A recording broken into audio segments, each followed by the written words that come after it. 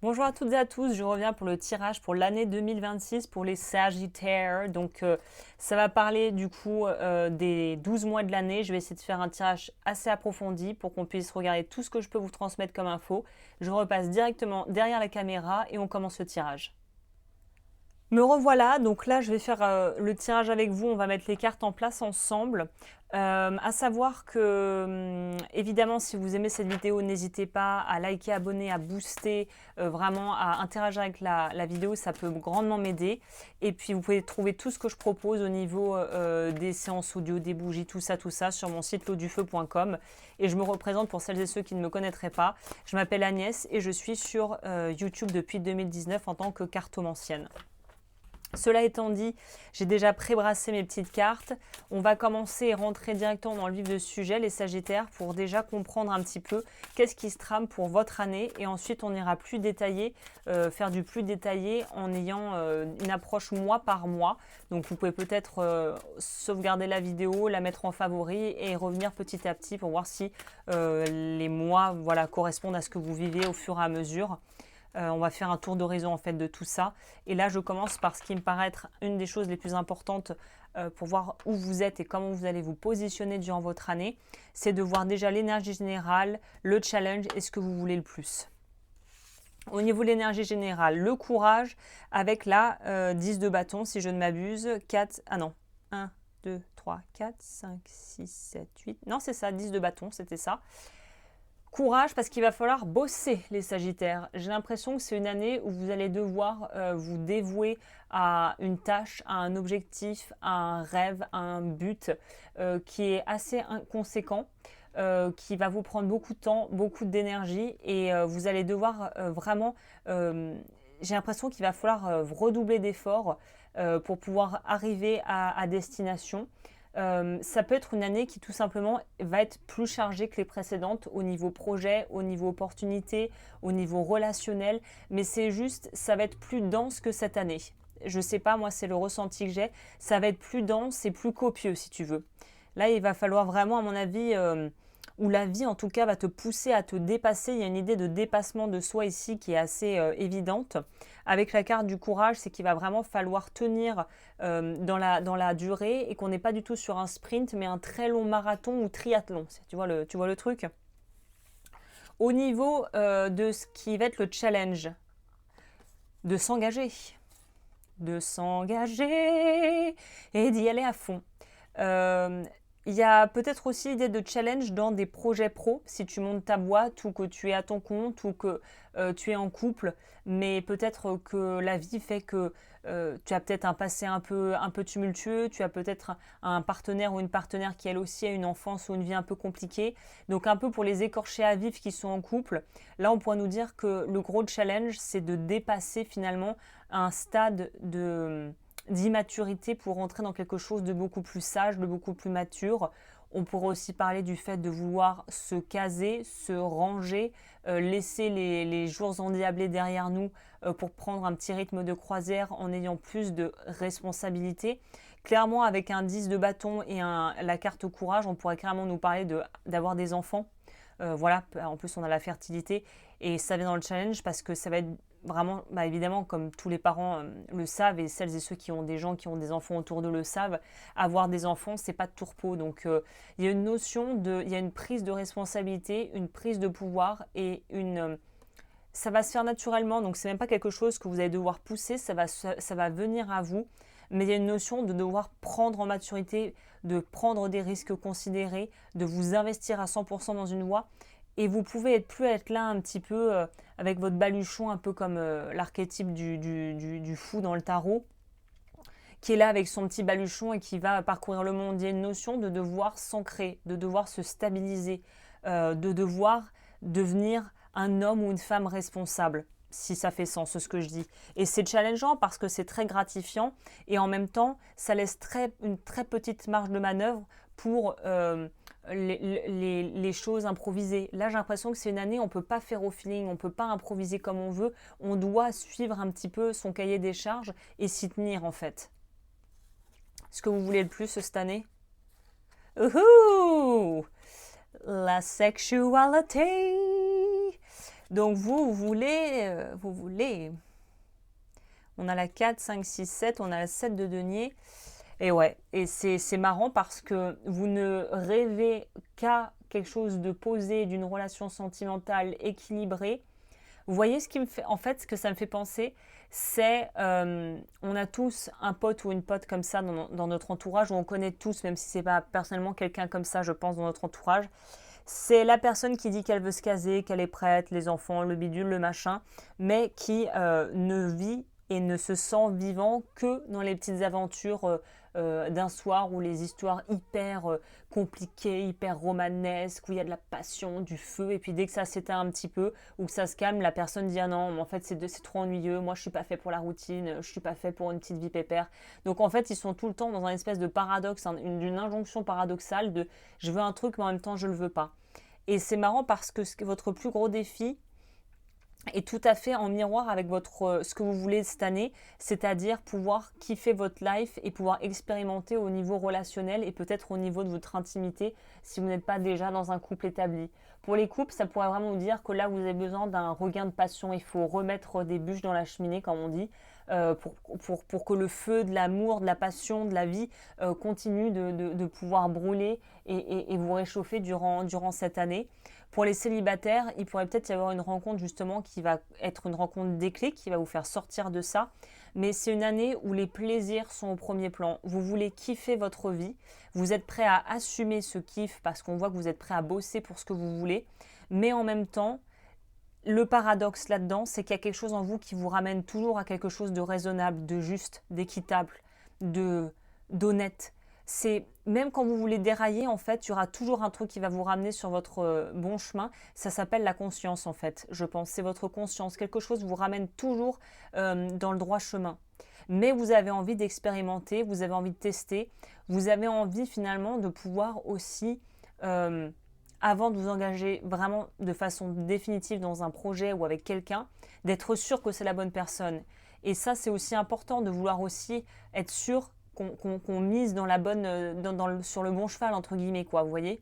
Donc, on comprend votre envie d'aller découvrir le monde et de pouvoir avancer, mais on voit aussi qu'il y a toujours quelque chose qui vous ramène à la raison et qui vous empêche de partir un petit peu en live et d'être trop tout feu tout flamme, et puis finalement de peut-être pas faire les bons choix en étant trop impulsif. Ça, c'est intéressant. Alright, qu'est-ce qui se passe ici? On va aller voir mois par mois. Je vais boire un peu.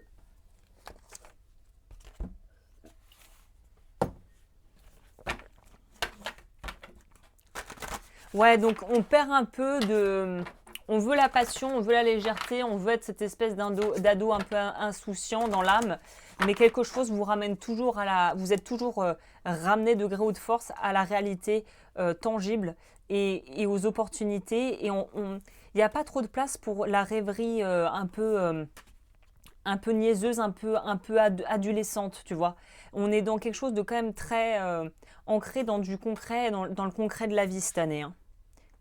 Et du coup, dans des expériences qui vont être vraiment ancrées dans la réalité, pas dans des trucs potentiellement hypothétiques, non. C'est très factuel pour vous.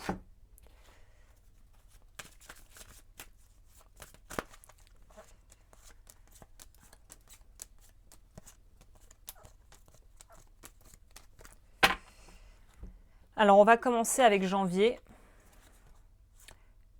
Ok, janvier, on est très focalisé sur un projet. Je pense que vous, il y a pas mal de choses qui se passent au niveau de votre vie pro ou si vous êtes en études, de vos études ou de la formation reconversion.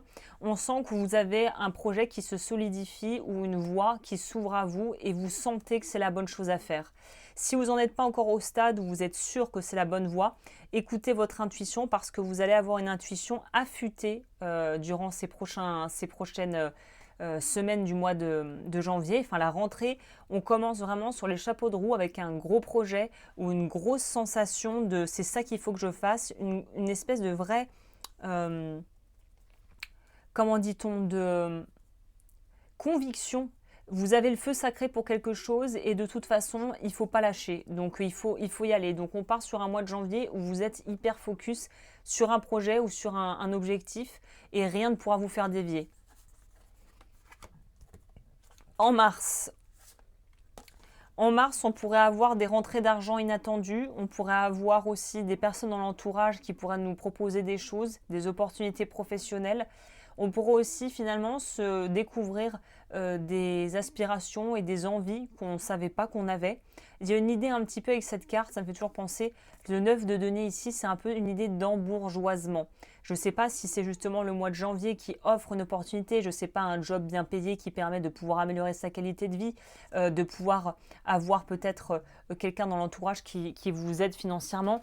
Mais il y a une idée ici d'embourgeoisement, de quelque chose où on passe à quelque chose de plus confort, de plus... Et puis c'est quelque chose que vous n'allez pas forcément vouloir montrer au monde avec la face cachée. Vous découvrez une facette de vous qui est peut-être un peu plus pantouflarde aussi pour certains que ce que vous imaginiez. Et que vous preniez plaisir à être bien chez vous, pépère. En mars, tout est on mise sur le couple, donc on pourra nous parler de rencontres. Et pour les gens déjà en couple, on pourra nous parler... Alors moi, intuitivement, ce que ça me fait penser, cette carte, c'est une vie de couple ultra harmonieuse où chacun s'accorde sur le rythme de l'autre et où il y a une très bonne cohésion, où on s'entend bien, on se comprend, il y a une bonne logistique, on gère bien la maison ensemble, on gère bien nos finances, on gère bien notre vie, on a des relations épanouissantes, on a une vie de couple ici qui est hyper sereine et qui se stabilise et qui se pose en mars. On pourra nous parler pour les célibataires, mars c'est peut-être le mois d'une très belle rencontre. En avril, avril c'est stressos. Ah bah avril c'est stressos parce qu'on concrétise le projet sur lequel on bosse comme des acharnés là, comme des mules depuis janvier. Il y a un palier qui se passe en avril. Il y a un truc vraiment qui avance et on sent la deadline, on sent l'angoisse, tu sais, de l'étudiant qui doit bûcher pour ses partiels. On sent des énergies où il faut mettre les bouchées doubles et même si c'est hyper stimulant et qu'on aime ce que l'on fait, ça peut être effectivement super fatigant de stresser pour pouvoir rentrer dans les deadlines, pour rentrer dans les cahiers des charges. Il y a vraiment une notion de... Vous allez être très très occupé et affairé en avril. En mai, en mai, on se prend la tête, les amis, en mai. On a deux cartes qui veulent nous dire la même chose. En mai, on pourrait avoir friction sur la ligne, peut-être avec des proches, peut-être avec des gens au boulot. Je vais quand même compléter parce que conflit, ça serait bien qu'on sache un petit peu de quoi il s'agit. Conflit avec un papa ou une figure d'autorité ou des bisbis avec l'administration, avec un patron un peu lourdeau. L'empereur, c'est quelqu'un qui va être plutôt une énergie masculine et qui représente le père ou le frère ou voilà, un homme dans l'entourage avec qui ça pourrait peut-être être un petit peu tendax. En juin, on part sur quelque chose d'un peu plus modeste qu'en janvier, février, mars qu'en avril. En juin, on est sur, j'ai l'impression que c'est vie et boulot, mais on part sur quelque chose de beaucoup plus à taille réelle. On n'est plus sur quelque chose de délirant. On est un petit peu redescendu, c'est un peu plus modeste que ce que vous aviez au départ. C'est-à-dire que là, on est vraiment dans OK, les choses se sont un petit peu peut-être, il y a peut-être eu de l'eau dans le gaz avec des proches le mois dernier.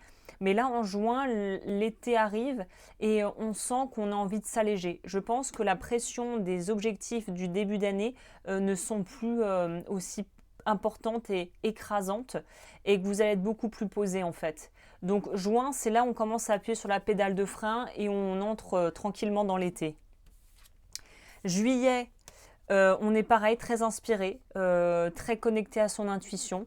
On pourra aussi littéralement avoir quelque chose en rapport avec la musique qui va se passer, soit prendre des cours de chant, des cours d'un instrument de musique, d'être très aussi, pour moi la musique ça va avec la rêverie, avec cette notion de, on est plus le cœur léger, le cœur à vraiment à se laisser porter par son intuition et on est beaucoup plus rêveur et on est beaucoup plus passif et peut-être dans une forme d'introspection et d'introversion qui n'est pas une mauvaise chose parce qu'on voit que votre premier 6 mois de l'année, le premier début d'année, moitié d'année, vous avez couru, il a fallu tenir. L'été arrivant, on sent qu'on peut commencer un petit peu à lâcher du lest, quoi. Août, septembre, octobre, novembre, décembre, c'est ça. Août, Août, super. Là, on pourra nous parler d'avoir des résultats par rapport à quelque chose, d'un concours, de diplôme, réponse par rapport à un emploi auquel vous avez postulé. On est sur quelque chose ou peut-être des examens que vous avez passés d'un autre ordre. Mais le rite de passage avec le 6 de bâton, c'est que vous allez y arriver et les doigts dans le nez. Donc ça pourra nous parler d'une période où vous allez peut-être mettre en place de nouvelles choses et ça va se faire assez facilement de façon très fluide. Septembre, rentrée prochaine. À rentrée prochaine, on est dans une énergie beaucoup plus introspective. C'est-à-dire que là, on doit un petit peu en fait se repositionner par rapport à tout ce qu'on a pu digérer cette année, ce qu'on a pu choisir et aussi les opportunités qui nous ont été proposées. Et j'ai l'impression que vous êtes plus dans le temps, dans l'énergie, je prends mon temps maintenant pour choisir ce que je veux vraiment. Il n'y a plus d'urgence, il n'y a plus cette sensation qu'on a eue au départ d'urgence, de rapidité. Vous êtes beaucoup plus cool par rapport à ce qui s'en vient et vous êtes beaucoup plus relax en fait. Vous laissez les choses se faire, vous ne courez plus après des objectifs, après des missions de je sais pas quoi. Vous êtes beaucoup plus posé en fait. Octobre. Alors octobre, on pourrait repartir sur un tour pour au niveau de choses que vous voudriez apprendre ou dans votre boulot, de vous former, de pouvoir aller encore plus loin dans l'apprentissage d'une discipline. Mais on sent que vous y allez mollo, vous avez les bases. Donc là, on est plus sur du perfectionnement plus que sur de l'apprentissage pur et dur. Et en fait, on voit avec cette set de deniers que vos capacités et ce que vous avez à offrir est valorisé et va être valorisé par votre environnement et par votre entourage. Vous êtes valorisé, vous êtes mis, j'ai envie de dire, même en avant. Novembre. Novembre, on sort de la codépendance, Los Amigos, pour celles et ceux qui se sentent concernés. Novembre, on apprend à s'autonomiser au niveau de la gestion des émotions et au niveau aussi relationnel, à ne plus prendre les choses aussi peut-être à cœur que par le passé, parce qu'on voit que vous avez un gros travail de détachement qui s'est opéré. Et pour les gens qui sont un petit peu, qui savent, qui ont du mal à laisser de l'espace à l'autre ou qui ont du mal à être dans une relation amoureuse et vraiment vous y mettre pleinement, il y a toujours un sentiment de rejet, de peur, de tout ça. On voit là, vous êtes un petit peu plus libre. Vous apprenez à devenir le meilleur parent que vous puissiez être pour vous-même en fait. Pour celles et ceux qui ont la notion d'enfant intérieur, on est à fond sur le travail de l'enfant intérieur en novembre. Et en décembre, waouh, décembre, on est hyper bien. Décembre, on est au clair avec ce qu'on fait, on est au clair avec sa vie, on est bien, on crée, vous êtes dans votre énergie, les bâtons c'est le feu, Sagittaire est régi par l'élément feu. On est bien. C'est un peu l'apothéose. Décembre, c'est le mois où vous allez être vraiment bien dans vos baskets, alignés. Et j'ai oublié de le faire au début, mais si on devait aller voir ce que vous avez à travailler au niveau des chakras, et peut-être des blessures de l'âme et tout ça, qu'est-ce qui sort pour les Sagittaires? Ah, le chakra-gorge, vous exprimer, dire votre vérité. Vous, c'est le vœu karmique de silence qu'il faudrait révoquer ou sur lequel il faudrait bosser. Et la blessure de l'âme qui pourrait être un petit peu prédominante cette année, c'est la blessure d'injustice. Donc si ça t'intéresse, évidemment, sur mon site, j'ai des séances audio guidées où je t'accompagne pour travailler ça petit à petit et dégrossir. Et voilà, n'hésite pas à voir sur mon site lodufeu.com. Et ce qui est bien, c'est qu'on voit qu'en fin d'année, justement, peut-être que cette difficulté à s'exprimer, à pouvoir dire les choses, vous libérez de ça. Donc c'est top. Alright. Écoutez, les Sagittaires, c'est une très belle année qui s'annonce pour vous, très clairement. Donc si on résume, il y a peut-être des choses au niveau sentimental en mars qui se débloquent. Avril, vous avez du pain sur la planche par rapport à des projets. Et fin d'année, novembre-décembre, vous allez vraiment vous sentir beaucoup mieux et beaucoup plus apaisé, beaucoup plus tranquille avec votre vie et avec ce qu'il y a à l'intérieur, quoi. Donc c'est super. Eh bien, écoute, je pense que je vais m'arrêter là. N'hésite pas si tu as aimé à interagir avec la vidéo et je te dis à très vite pour de nouvelles vidéos.